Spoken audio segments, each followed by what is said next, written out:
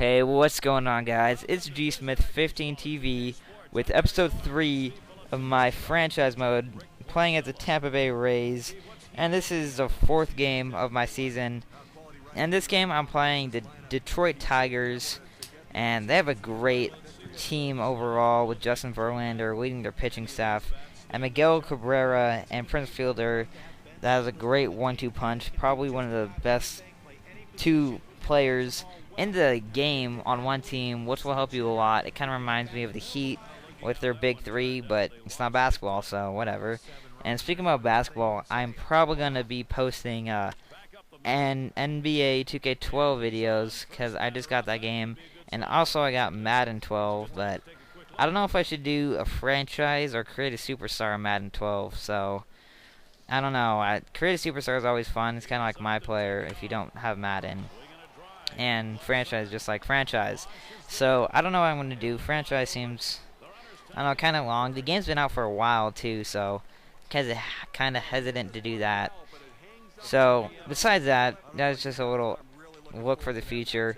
I do get a single with BJ Upton, and I sacrifice fly myself to second, and here I get a double that does ricochet off the wall, which I will get a 1-0 lead here against the Tigers in the first inning, which helps me a lot because they have a great offensive team, and I'm worried that they will score a lot of runs off me, so it helps. And here with 2 outs and a runner on second, I'm going to hit a single to center field, which will score the runner from second easily, give me a 2-0 lead.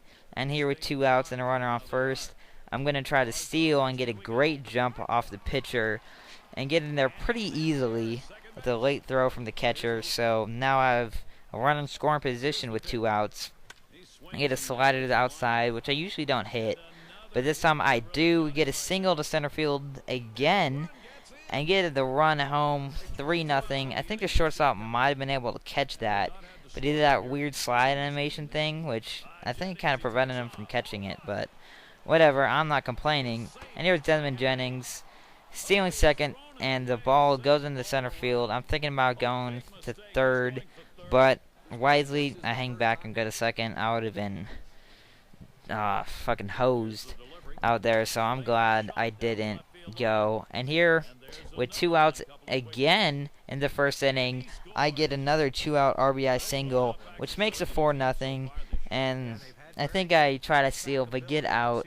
So I still have a 4-0 lead though, which helps me a lot. And I have Alex Cobb pitching for me. He's 4th in my pitching rotation, I believe. So I'm just looking for him to keep me in the game. I'm not looking for anything special here. So here, the Tigers get the first hit of the game.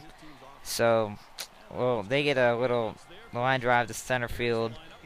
And hopefully I can keep that guy off from stealing second. But that's not what happened here, as he's stealing and I accidentally throw it to the pitcher, which was my bad. Sometimes I use the analog throwing thing, which kind of messes me up sometimes, but I think I accidentally pressed LB, which throws it to the pitcher, so that was my bad, and that allows the Tigers to get 1 run in the first inning. So that was my mental error mistake or whatever. But Alex Cobb gets a ground ball, which I'm thinking about turning to, but it was hit too far to the left of my second baseman, so I just decided to get the out at first base. And here with 1 out and a runner on second, Miguel Cabrera up, I strike him out, which is great. I get Prince Fielder to ground out, and then I get Cabrera to strike out. So I'm holding those guys off pretty good. And in the second inning, the Tigers decided to bring in a relief pitcher, which, if you get the starting pitcher out in the first inning, that's incredibly good for your team. They get a bunt single with BJ Upton. Didn't turn into anything, but here's Alex Cobb in the second inning, getting a couple of strikeouts. He's doing pretty well for me so far, and he did give up a run, but he is my 4th starter, so I'm not looking for him to give me a shutout or anything. I'm just looking for him to keep me in the game and to not give up my 4-0 lead that I got early in the game. But here with no outs in the third inning, Carlos Pena is going to come up. He's been looking to take a ball over the fence, and he gets a inside curveball, which he just absolutely crushes to right center field. That's no doubter. his 3rd home run of the season, and like I said, this is my 4th game of the season, so he's doing really well for me, as I anticipated in the spring training. So that's really good. His power numbers are getting up there so far as he takes his jog around home plate. So that gives me a 5-1 lead, and Alex Cobb pitching the 0-2 count. He gets him, gives up a single, and that's a runner on 1st and 2nd now with no outs in the 3rd inning. So that kind of hurts when Prince Fielder gets a hit when it was a 0-2 count. And here's Miguel Cabrera up. He's going to get a single that will get almost in the gap, but B.J. Upton gets the ball before it goes to the wall, which will hold him to the single.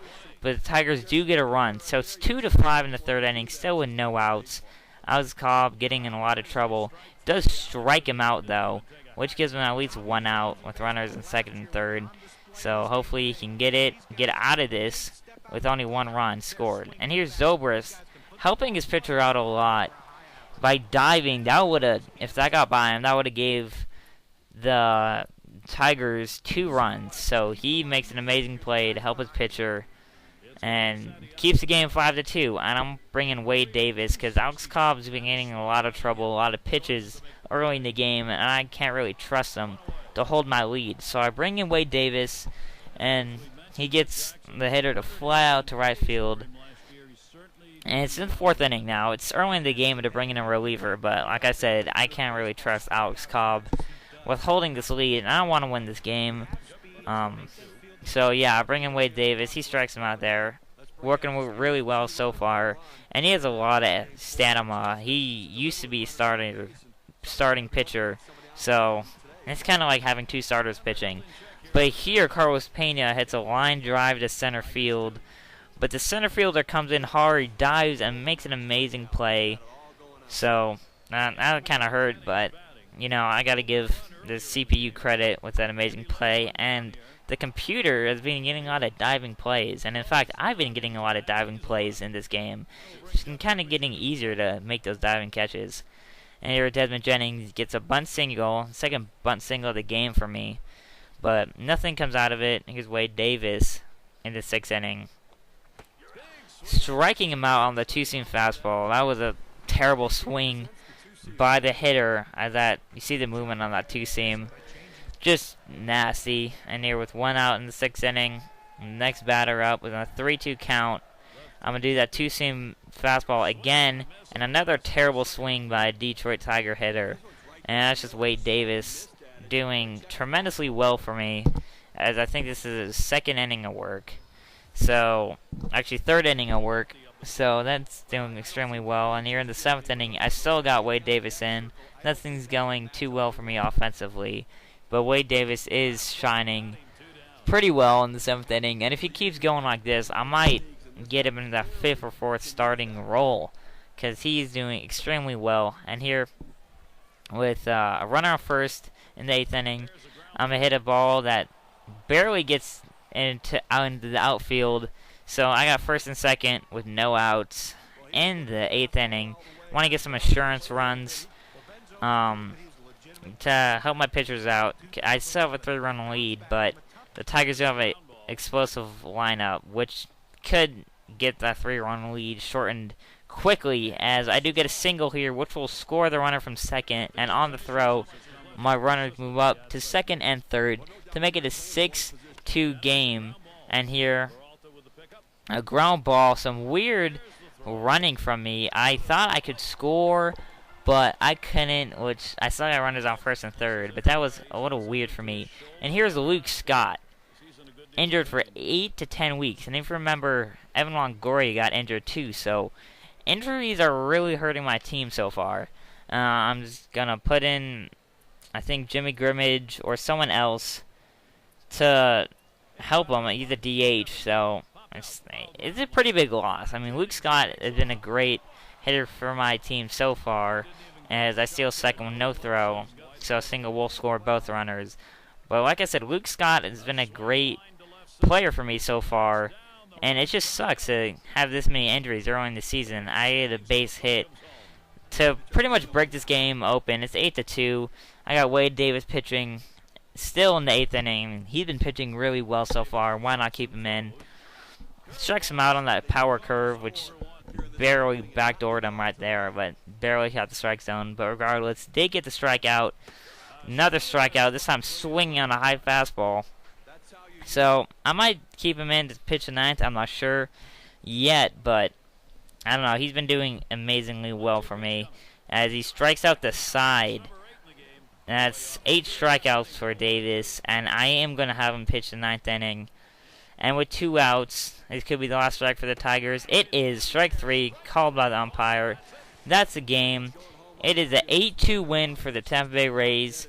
Great win. They did have 10 hits, and most of those were off my starting pitcher, Alex Cobb. And then Wade Davis came in the game, shut him down. I can't believe Wade Davis didn't get player of the game for coming in and stopping the Detroit Tigers, but Ben Zobrist did deserve it as well, as he stole second right there, getting a lot of RBIs on the day.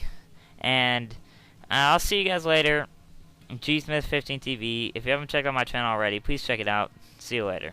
Bye.